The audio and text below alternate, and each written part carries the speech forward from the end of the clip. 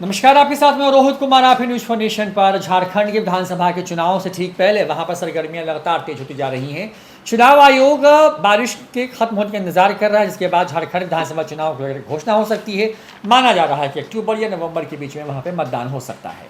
बड़ी बात यह है कि बिहार से बगल का राज्य है, बीजेपी के लिए बड़ी फर्टाइल रही है। झारखंड बनने के बाद से ही लगातार बीजेपी वहां पर सत्ता में आती रही है। हालांकि पिछले चुनाव में बीजेपी को वहां पर करारी शिकस्त मिली, तो दूसरी तरफ लोकसभा चुनाव जो हाल में संपन्न हुए हैं वहां पर भी बीजेपी को करारी हार का सामना करना पड़ा और कई सीटों पर अच्छा खासा नुकसान हुआ।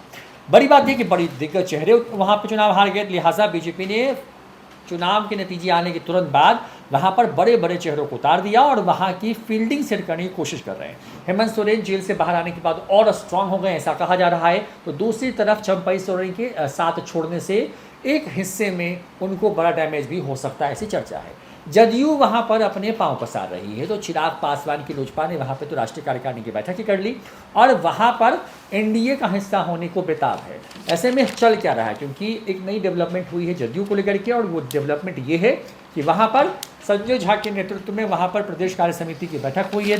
झारखंड के अंदर में क्या क्या फैसले हुए हैं, उन फैसलों का क्या असर है, क्या बीजेपी के साथ बात फाइनल हो गई है, चिराग पासवान का क्या होगा, तमाम चीज़ों को डिकोड करेंगे, समझाने की कोशिश करेंगे।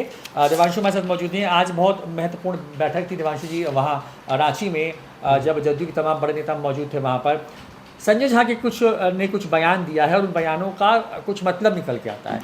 क्या डील फाइनल हो गई है वहाँ पर बीजेपी के साथ में, या अभी भी वहाँ पर कुछ पेच फंसा हुआ है जिसको ठीक करने की कोशिश कर रहे हो? झारखंड में जो है वो जेडीयू की अहम बैठक हुई है। विजुअल्स हम आपको दिखा रहे हैं। सबसे पहले रोहित जो है वो रांची से है, जहां पर ये जेडीयू की बैठक की तस्वीरें हम आपको दिखा रहे हैं, जहां पर तस्वीरों के माध्यम से आप देखिए संजय झा बैठे हुए हैं और उनके बगल में अशोक चौधरी बैठे हुए हैं जो कि झारखंड जेडीयू के प्रभारी हैं। तो दूसरी छोर जो है वो जेडीयू के प्रदेश अध्यक्ष खीरो महतो बैठे हुए हैं और उनके बगल में सरयू राय, जिनके जेडीयू में आने से ही पार्टी में नई ऊर्जा का संचार जो है वो खासकर झारखंड में हुआ है। जमशेदपुर पूर्वी से विधायक हैं सरयू राय, वो बैठक में नजर आ रहे हैं और तमाम पार्टी कार्यकर्ता जो कि झारखंड से थे, कार्यकारिणी के जो सदस्य थे, उन्हें स्पष्ट मैसेज जो है वो मिल गया है। करना क्या है और होना क्या है जेडीयू के अंदर चुनाव के मद्देनज़र मैसेज जो है वो मिल गया है। इस सारा समझिए संजय झा का जो आज क्या था। देखिए संजय झा ने जो है वो इस बैठक में लंबा भाषण दिया, कई तरह की बातें हुई, पार्टी को आगे बढ़ाना, ये बढ़ाना, ऐसी इन सीटों पर चुनाव लड़ सकते हैं। लेकिन जो सबसे महत्वपूर्ण लाइन संजय झा के तरफ से जो बोली गई वो ये रही कि झारखंड में जब 2024 के चुनाव होंगे तब हम जो है वो बीजेपी के लिए मुसीबत नहीं बनेंगे, हम बीजेपी के लिए साथी बनेंगे। यानी कि इशारा क्लियर है कि एनडीए का हिस्सा जो है वो होने जा रहे हैं जेडीयू झारखंड में जो है। ये आप लगभग तय मानिए। देखिए 2019 में क्या हुआ था, 2019 में हुआ यूँ था ना, बीजेपी के साथ झारखंड में ना आजसू थी और ना ही जेडीयू थी। हसर क्या हुआ था कि हाथ से सत्ता चली गई और जो है वो जेएमएम की सरकार जो है वो झारखंड में बन जाती है। और अब जिस अटैकिंग मोड में जेएमएम नज़र आ रही है, जिस मजबूती के साथ नज़र आ रही है, तो कहीं ना कहीं एनडीए वालों ने या कहें कि बीजेपी ने अपना पुख्ता प्लान जो है वो बना लिया है। प्लान ये कि तमाम लोगों को साथ लेकर चलना है। एकला चलो वाला अब जो है ना वो झारखंड में तो नहीं चलने वाला है। तो जेडीयू आ रही है और बीते हफ्ते जो है वो जो झारखंड बीजेपी के जो प्रभारी हैं, जो असम के सीएम हैं हेमंत विश्व शर्मा, हाँ विश्व शर्मा, उनका भी एक बयान आया था, वो भी मैं थोड़ा यहाँ पे कोट करूँगा। बीते दिनों उन्होंने जो कहा था कि जेडीयू आजसू से झारखंड के स्तर पर पहले चरण की बातचीत की जाएगी। यानी कि ये कुछ दिनों की पहले की इनका बयान है, यानी कि बातचीत की जाएगी जो है वो झारखंड बीजेपी के प्रभारी कह चुके हैं। और जबकि एलजेपी का भी जिक्र हो रहा है, चिराग पासवान का भी जिक्र आगे वो कह रहे हैं कि एलजेपी के साथ केंद्रीय नेतृत्व बात करेगा। ये बहुत ही महत्वपूर्ण बयान था झारखंड बीजेपी के प्रभारी सह प्रभारी हेमंता बिस्व शर्मा के। तो कहीं ना कहीं बीते दिन उन्होंने कहा कि बातचीत की जा रही है और अब जो हमारे पास जानकारी है बातचीत की जा चुकी है, लगभग तय है और जब इसका ऐलान होगा तो कर दिया जाएगा।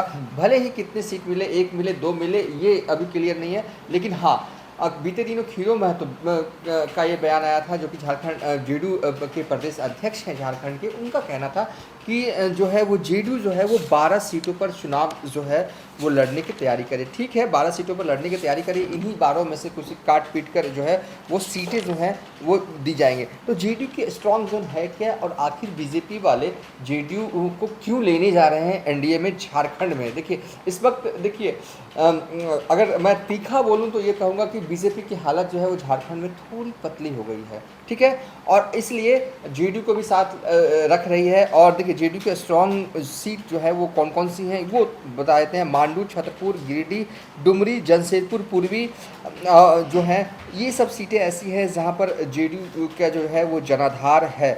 और खासकर जमशेदपुर पूर्वी में तो सरयू राय जो हैं वो चुनाव लड़ेंगे ही। और इसके अलावा रोहित एक और जानकारी जो है हम अपने दर्शकों को दे दें कि आगामी 15 सितंबर को देश के प्रधानमंत्री नरेंद्र मोदी जो हैं वो झारखंड के दौरे पर जा रहे हैं। और कहाँ जा रहे हैं झारखंड में? झारखंड के कोल्हान इलाके में जा रहे हैं। कोल्हान इलाके यानी कि जमशेदपुर पहुंच रहे हैं 15 सितंबर को पीएम मोदी।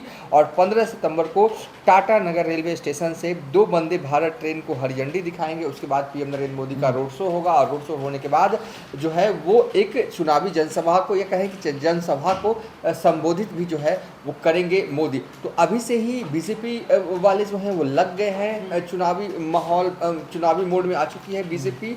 और कहीं ना कहीं जो हमारे पास इनपुट आ रहा है, और जिस तरह का इशारा संजय झा ने आज मीटिंग में किया कि हम भाजपा के लिए मुसीबत नहीं बनेंगे, साथी बनेंगे, तो इशारा यही था कि एनडीए का हिस्सा जो है वो जेडीयू होने जा रही है। और ये नीतीश कुमार के लिए अच्छी खबर है, बड़ी खबर है। पिछली दफ़ा भी नीतीश कुमार चाहते थे कि वो एनडीए का हिस्सा बने झारखंड में, लेकिन नहीं बन सके थे, और पार्टी जो है वो अकेले चुनाव लड़ती है। लेकिन चिराग पासवान की पार्टी भी चाहती है कि एनडीए का हिस्सा जो है वो झारखंड में बने, लेकिन अभी बात फाइनल नहीं हुई है। तो कहीं ना कहीं इस मामले में जो है वो नीतीश कुमार एक कदम आगे चिराग पासवान के अभी तक दिख रहे हैं। हालांकि बातचीत हो सकता है कि अभी वक्त है हो, लेकिन सवाल ये है कि क्या उस तरीके का जनाधार पार्टी का झारखंड में चिराग पासवान की पार्टी का है? ठीक है, जनाधार है। और क्या बीजेपी को ये लगता है कि चिराग पासवान को भी रखने से झारखंड में उनको फ़ायदा होगा? जेडीयू के साथ रखने से उनको फ़ायदा दिख रहा है, क्योंकि उनके पार्टी के लोग जो हैं वो हैं बॉर्डर साइड इलाकों में हैं। और जिस समाज से नीतीश कुमार आते हैं, कुर्मी समाज से आते हैं, उनका वोट बैंक जो है वो झारखंड में काफ़ी है। आजसू की पार्टी जो बीजेपी के साथ है वो भी उसी वोट बैंक की नुमाइंदगी जो है वो करते हैं। तो बीजेपी को लग रहा है कि अगर नीतीश कुमार को साथ रखते हैं, एक साथ चुनावी जनसभा किया जाता है झारखंड में, तो एक माहौल बन सकता है। अब सवाल है कि बीजेपी क्या चिराग पासवान को लेगी या नहीं लेगी? अभी तक का अपडेट यही है रोहित कि बातचीत जो है वो अभी तक तो हुआ नहीं है, आगे हो, क्योंकि वक्त है अभी। और चिराग पासवान हर हाल में चाहेंगे, देखिए अलायंस के अंदर हो, अलायंस के अंदर होने में फ़ायदा है। एक आध 2 सीटें जो हैं वो जीत जाएँ तो अच्छा रहता है कि विधायक उनकी पार्टी का हो जाए। लेकिन बहरहाल मैं ये कहूँगा अभी तक के अपडेट के हिसाब से कि झारखंड एनडीए का हिस्सा जो है वो जेडीयू होने जा रही है, ये लगभग तय है। क्योंकि जिस तरीके का इशारा संजय झा ने आज झारखंड में किया, और जिस बूस्टअप के साथ झारखंड की तैयारियों में चुनाव लग गई है जेडीयू, उससे ये साफ लग रहा है कि एनडीए का हिस्सा जो है वो आने वाले वक्त में जो है वो झारखंड में भी जेडीयू होगी, और ये तय समय पर ऐलान कर दिया जाएगा। चिराग पासवान ने हालांकि माहौल बनाने की पूरी कोशिश बीते दिनों से लगातार झारखंड में कर रहे हैं। बीते दिनों रांची में बड़ी मीटिंग वो करते हैं। हालांकि जब सवाल पूछा जाता है कि क्या उनकी पार्टी जो है वो एनडीए का हिस्सा होंगी, तो वो बस वो इशारा करते हैं कि बातचीत की जाएगी। अगर होते हैं तो ठीक है, अगर नहीं होंगे तो अकेले लड़ने के लिए भी तैयार हैं चिराग पासवान। आज का यही अपडेट है, लेकिन बेहद रोचक जो है वो सियासी जंग जो है वो इस बार 2024 झारखंड विधानसभा की होने जा रही है। बिहार की रीजनल पार्टी जो है वो दमदार स्थिति में इस बार जो है अपने लिए जो है स्कोप जो है वो झारखंड में दिख रही थी। कि आरजेडी वाले साइड में तो ये तो तय है कि जेएमएम के साथ रहेगी आरजेडी। बीते चुनाव में 7 सीटों पर चुनाव लड़ा था आरजेडी ने महागठबंधन के बैनर पे। जदयू, यहाँ पे सवाल ये उठता है कि क्या जदयू से ज़्यादा सीटों पर चुनाव लड़ेगी वहाँ पे? क्या ऐसी स्थिति भी बनती दिख रही है? क्योंकि तेजस्वी यादव को भी वहाँ पे पीछे छोड़ना होगा जदयू को। अगर बंधन में है तो मतलब सम्मानजनक तो होना चाहिए ना। तो क्या मतलब ये 7 से ऊपर का फिगर जदयू को मिलने जा रहा है? देखिए खीरो महतो कह रहे हैं कि वो 12 राउंड फिगर बात देखिए 12 वो कह रहे हैं लेकिन 12 मिलना नहीं, क्योंकि होता है ना कि पहले से आप माहौल बनाते हैं अंडर टेबल, जब आप टेबल बैठ के बात करते हैं तो 12 कहते हैं तो आपको मिलता है उससे कम है। तो हो सकता है कि 12 बोल रहे हैं और 6-7-8 तो सीट मिलनी चाहिए, उससे नीचे क्या। ऐसा नहीं है कि एनडीए का हिस्सा रहेंगे और 2 ही सीटें 3 सीटें मिले तो ये भी अच्छा नहीं है। तो मुझे लगता है कि 6-7-8 सीटें जो है वो जेडीयू को मिलेगी और आरजेडी को तो 7 तो एक कंफर्म मारी, उससे नीचे तो 7 सीटों पे चुनाव लड़ेगी।